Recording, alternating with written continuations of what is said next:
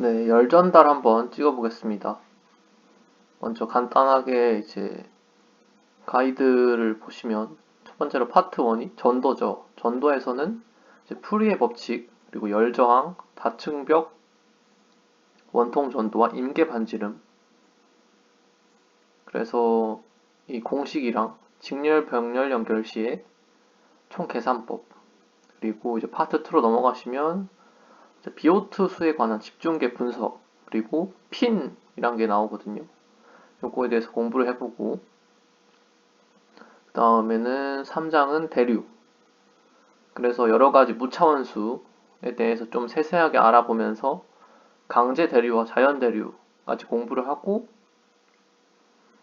이제 열전달에서도 경계층이 나오거든요. 그거 한번 보시면서 파트 4에서는 복사의 법칙이랑 방사율 관련 개념, 차폐막, 그 다음 뭐 공식이랑, 마지막으로는 파트 5에서는 열 교환기랑 비등, 여기서는 특정 열 교환기와 그에 따른 해석, LMTD법이나 NTU법, 그리고 핵비등, 막비등, 이거는 한수원에서 가끔 나오는데 뭐 그렇게 알고 가시면 됩니다.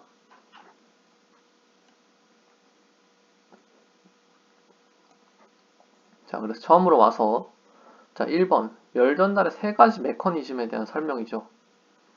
전도는 인접한 분자 사이의 직접적인 충돌이나 자유전자의 이동에 의해서 전달된다. 대류는 거시적인 운동을 수반하며 표면과 유체 사이의 온도 차이에 의해 발생한다. 복사는 매질이 없는 진공 상태에서도 전자기파 형태로 에너지가 전달된다. 열 전달률의 크기는 온도 구배에 비례하고, 복사의 경우에는 이러하다. 그리고 대류 열 전달 계수는 물성치에 의해서만 결정되고 형상과는 무관하다. 이거의 답은 5번입니다. 그래서 대류 열 전달 계수는 유체의 물성치뿐만 아니라 유속, 표면의 형상, 거칠기, 유동의 종류 등 외부 환경에 의해서 결정되는 변수인데요. 이것도 문제로 나왔던 게 다음 중 대류 열 전달 계수에 영향을 미치지 않는 변수는 무엇인가, 이런 식으로 나왔습니다. 저는 개수로를 생각하면서 개수로에 어떤 물이 흐르니까 유속이 어떻고, 그 개수로의 표면이 어떻고, 뭐 거칠기가 어떻고, 이런 식으로 약간 연관을 해서 암기를 해봤습니다. 다음은 열 확산율. 열 확산율은 이렇게 정의된다. 네, 이게 정의고요. 그리고 열 확산율이 클수록 재료 내부에서 온도가 더 빠르게 전파된다. 그렇겠죠. 확산이 잘 되니까, 열을 잘 퍼뜨리니까. 그리고 금속 재료는 일반적으로 액체나 기체보다 더 크게 나타난다. 이것도 맞겠죠? 열 확산율의 단위는 이거고, 동점선 개수와 동일한 차원을 가진다. 그리고 5번. 재료의 비열이 증가할수록 열 확산율은 비례하여 증가하는 경향을 보인다. 답은 5번인데요. 비열의 정의가 뭐죠? 비열의 정의는 물질 1g의 온도를 1도 올리는 데 필요한 열량입니다. 그렇기 때문에 비열이 크다는 거는 열 확산이 하기가 더 힘들다는 거겠죠. 그리고 이 식에서도 CP가 이제 분모에 있으니까 CP가 올라가면은 열 확산율은 이렇게 내려가겠죠. 그렇게 해도 고르시면 되고, 요 선지는 당연히 다 암기하셔야 됩니다. 다음은 열 저항인데요. 열 저항에서 전도, 대류에 대한 열 저항이 두 개가 있고, 요거는 읽어보시면 그 다 아시는 KA, 뭐 DT, DX 공식, 요거는 HA, DT 그 공식인데, 저희가 구분을 해야 되는 게 열 저항이랑 이제 아래에 나오는데, 이 공식을 아셔야 돼요. 이게 어떻게 되냐면, 보통 기본 법칙을 다 요걸로 아실 것 같은데, 문제에서 열 저항처럼 줄 때가 있거든요. 그 경우에는 여기 공식을 쓰셔야 됩니다. 그리고 이제 전달량이나 손실량을 구하려고 할 때도 요거를 써서 구하셔야 됩니다. 그러면은 이거랑 이거랑 뭔 차이냐? 저희가 이 기본 관계식이 이거고 전도랑 대류가 요건데 이 식에서 보시면 델타 T를 없애고 그 다음에 요거를 역수를 취하면은 그게 열 저항이 됩니다.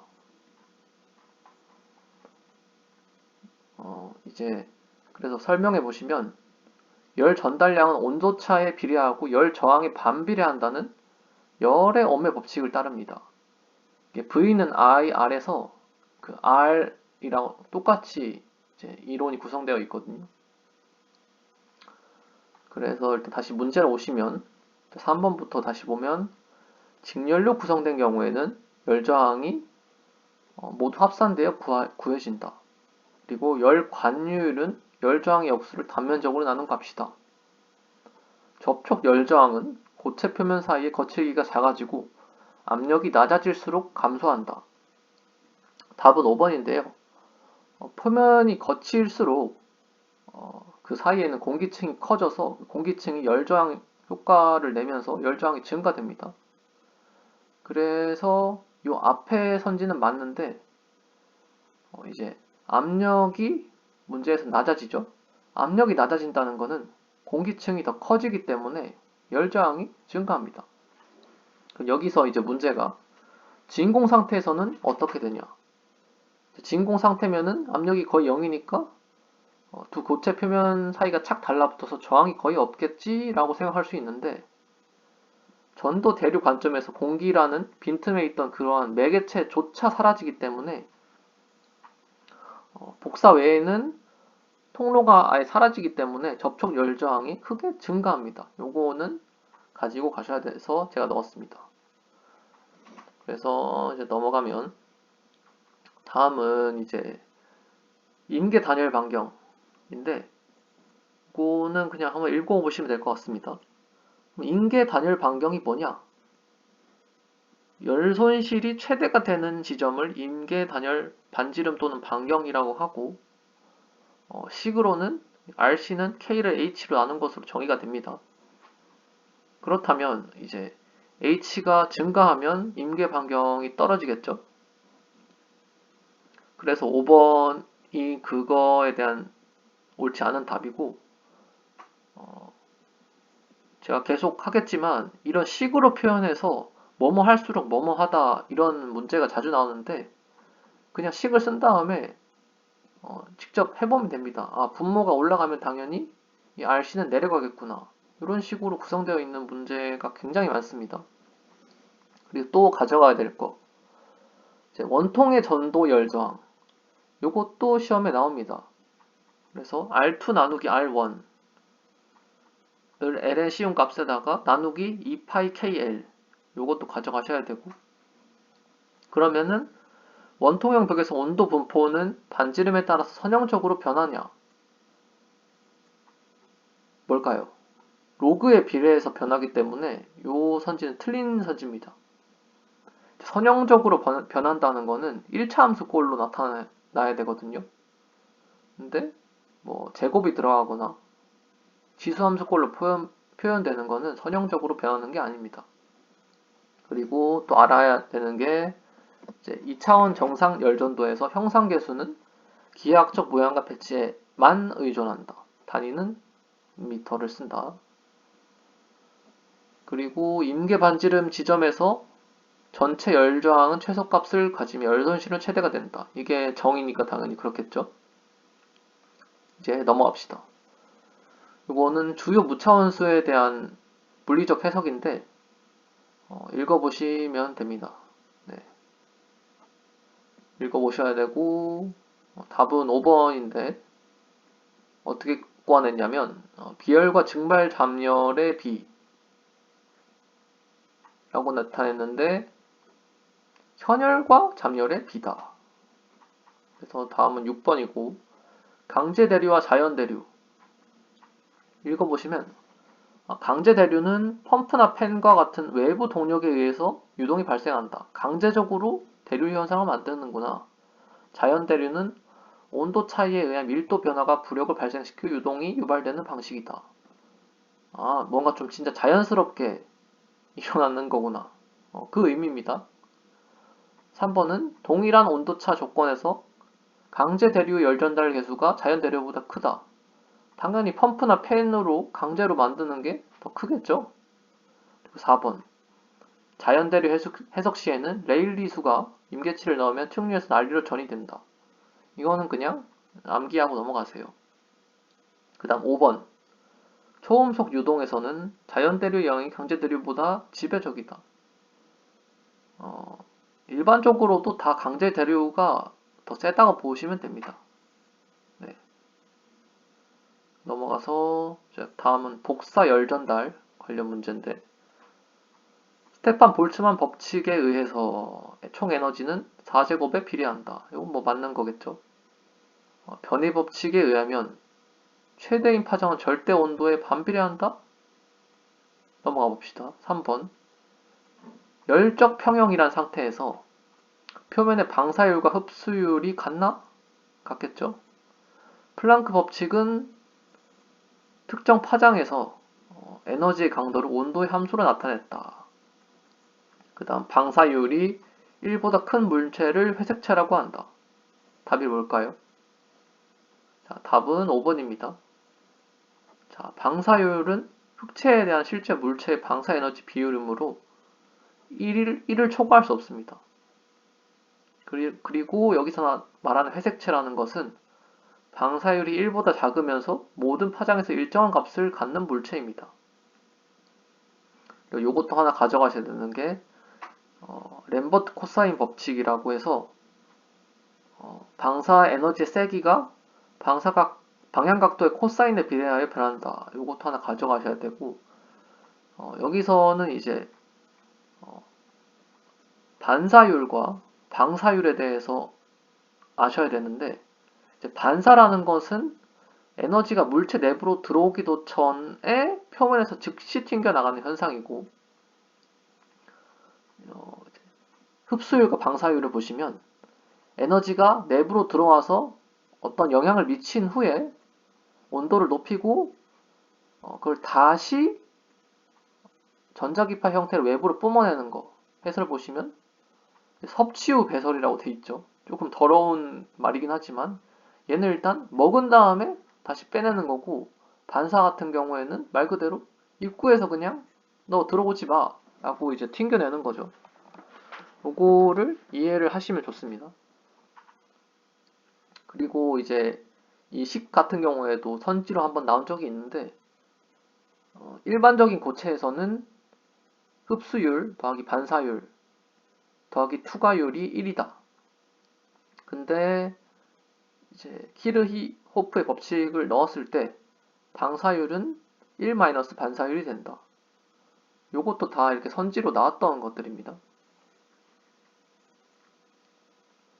그래서 뭐 방사율이 높을 경우 반사율도 높아진다. 이렇게 하면 틀린 선지겠죠.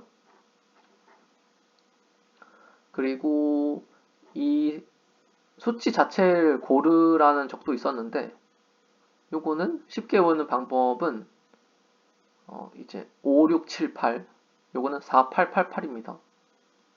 단위도 한번 보시면 좋고, 네.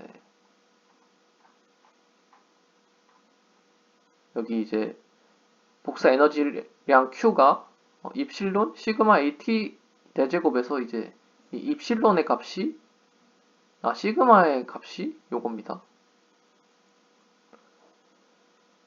그 다음 복사 행태 계수, 요거는 넘어갑시다. 넘어가고 다음 열교환기, 요것도 한번 읽어보시면 좋은데, 대향류라는 것은 평행류, 이 병류라는 것보다 LMTD가 커서 효율적인 방법이고, NT유법은 입구 온도만 알고 출구 온도를 모를 때 쓰는 방법이다. 요것도 어떻게 나왔냐면, 그러니까 입구 온도만 알고 출구 온도를 모를 때 쓰는 방법에 가장 적합한 것은 무슨 법인가? 이렇게 나온 적이 있습니다. 그리고 오염계수. 시간이 지남에 따라 표면에 쌓이는 침전물로 인한 열저항을 의미한다. 대충 읽어보시면 뭐 오염이 됐으니까 침전물이 쌓이겠고 그게 뭐 저항처럼 역할을 하겠지. 이렇게 이해하시면 됩니다. 그리고 뭐 유효도에 대한 설명. 실제를 최대로 나눈 값. 답은 5번인데 읽어보시면 평행률은 두 유체가 같은 방향으로 흐르면 온도가 서로 접근할 뿐 이론적으로 출구 온도가 교차될 수 없습니다. 요거는 근데 그림을 하나 더 넣으면 좋은데 요거는 나중에 추가하겠습니다. 다음은 핀. 핀이 뭘까요? 핀은 이렇게 생긴 거를 핀이라고 하는데 이제 뭐 레디에이터 혹은 이제 화장실 예전에 오래된 그 화장실 뒤편에 보면은 약간 따뜻하게 하는 걸로 이런 게 있었거든요. 그래서 일반적으로는 이제 대류 열전달 개수가 낮은 환경에서 요거를 설치해서 좀 따뜻하게 하는 그런 거죠. 요거는 답이 5번인데 이 핀의 길이를 무한히 늘리면 효율이 100%가 되는 게 아니라 무한히 증가하지 않고 일정한 값에 수렴합니다. 그래서 무한히 늘린다고 핀 효율이 좋아지는 게 아니라는 점. 요거를 가져가시면 되고 열전도율에 관한 특성. 여기서는 열전도율이 스칼라 값이다. 그리고 이제 여기는 대류에서 경계층에 관한 내용인데 답이 4번이네요. 유동이 시작되는 입구에서는 경계층 두께가 가장 얇기 때문에 대류 개수가 최대이다. 한번 읽어보시면 될 것 같고 그리고 층류 간의 유동에서 연류석이 일정할 때랑 표면 온도가 일정할 때 누셀트 수의 값을 구하라고 시험에 나왔었거든요. 그래서 4.36이랑 3.66 값을 각각 유속 일정할 때, 온도 일정할 때 구분하셔야 됩니다.